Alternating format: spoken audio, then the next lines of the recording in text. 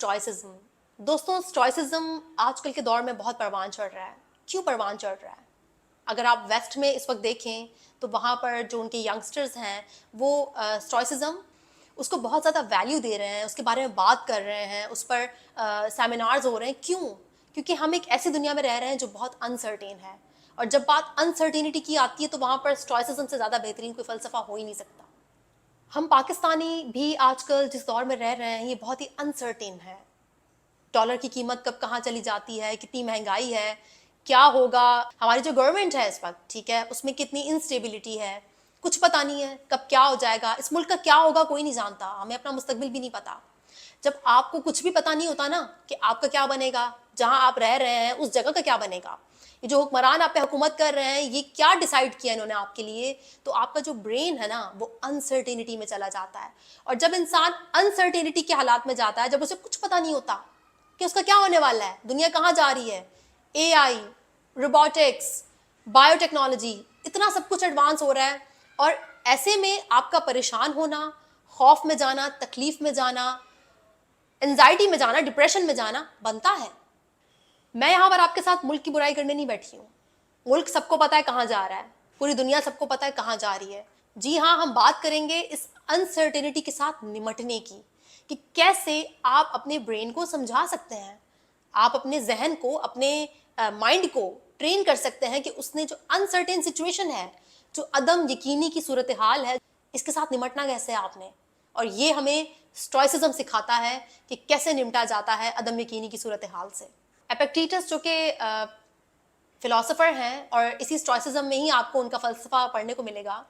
उनके फ़लसफ़े, उनके लिखे हुए फ़लसफ़े में सबसे इम्पॉर्टेंट बात ये है कि वो कहते हैं कि मामलात जो होते हैं ना आपकी ज़िंदगी में या दुनिया में, उन्हें दो हिस्सों में डिवाइड करना सीखो।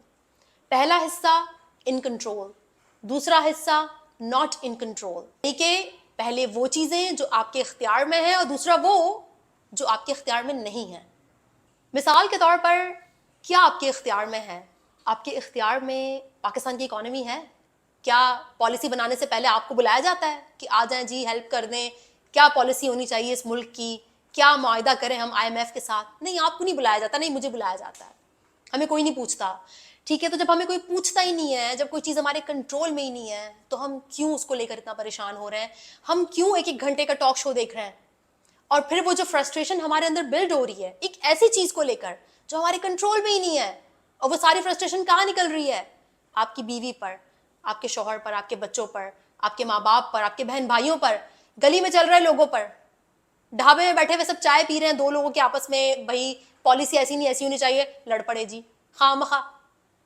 वहां आपकी फ्रस्ट्रेशन निकल रही है, जबकि आपका पॉलिसी में कोई किरदार नहीं है, किसी ने नहीं पूछना आपसे। अपने आप को बाखबर रखना बुरी बात नहीं है, आपको पता होना चाहिए मुल्क में महंगाई हो रही है, तो क्या आपके इख्तियार में है? बजट आपके इख्तियार में है। जी हाँ, अपना बजट बनाना। बुरा लग रहा होगा ना, कड़वा लग रहा होगा, आज तक आपने यही सुना होगा कि चीखो, चिल्लाओ, एहतजाज करो सोशल मीडिया पर। अरे भाई, आपको क्या लगता है कि जो आपके चीफ ऑफ आर्मी स्टाफ हैं वो बैठकर आपकी ट्वीट्स पढ़ रहे हैं?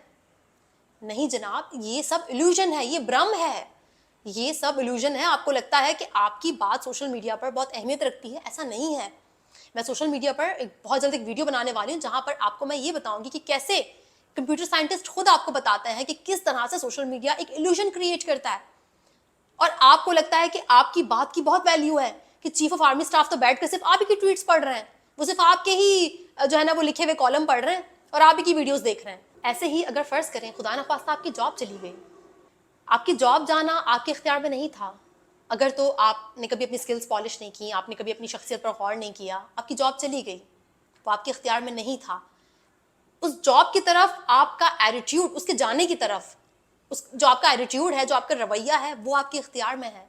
अगर आप उस जॉब के जाने पर सारा दिन खुद को कोस रहे हैं, दूसरों को भी परेशान कर रहे हैं, अपने आप को आपने बंद कर दिया है, मातम पे मातम किए जा रहे हैं, क्या फायदा है? कोई फायदा नहीं है।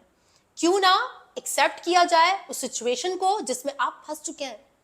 जी हाँ, आप उस सिचुएशन में फंस चुके हैं कि जहां पर अब आप जॉबलेस हैं। उस सिचुएशन को एक्सेप्ट करें और आगे बढ़ें।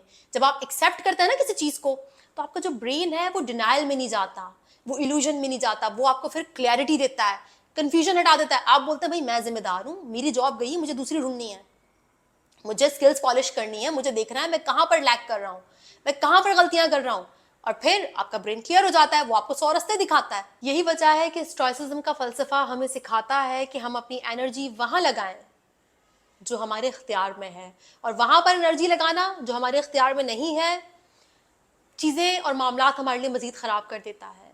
फ़लसफ़ा पढ़ा करें। फ़लसफ़ा आपके जहन को, आपकी रूह को ग़िज़ा बख्शता है। फ़लसफ़ा लाजमी पढ़ा करें।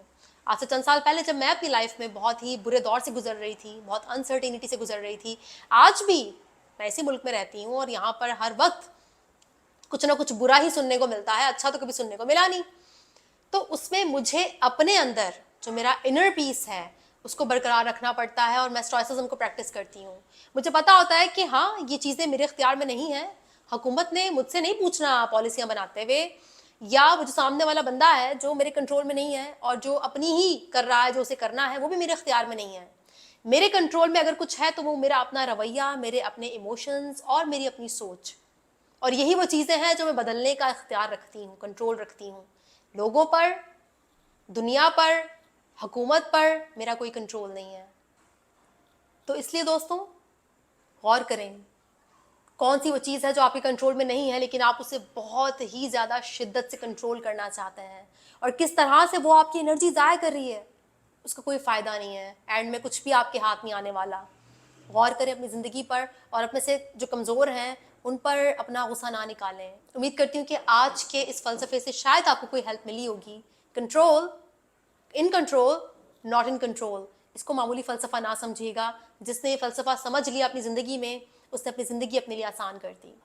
अपना बहुत ख्याल रखिएगा। इंशाल्लाह फिर अगली वीडियो में मुलाकात होगी। तब तक के लिए इजाज़त दीजिए। Thank you so much.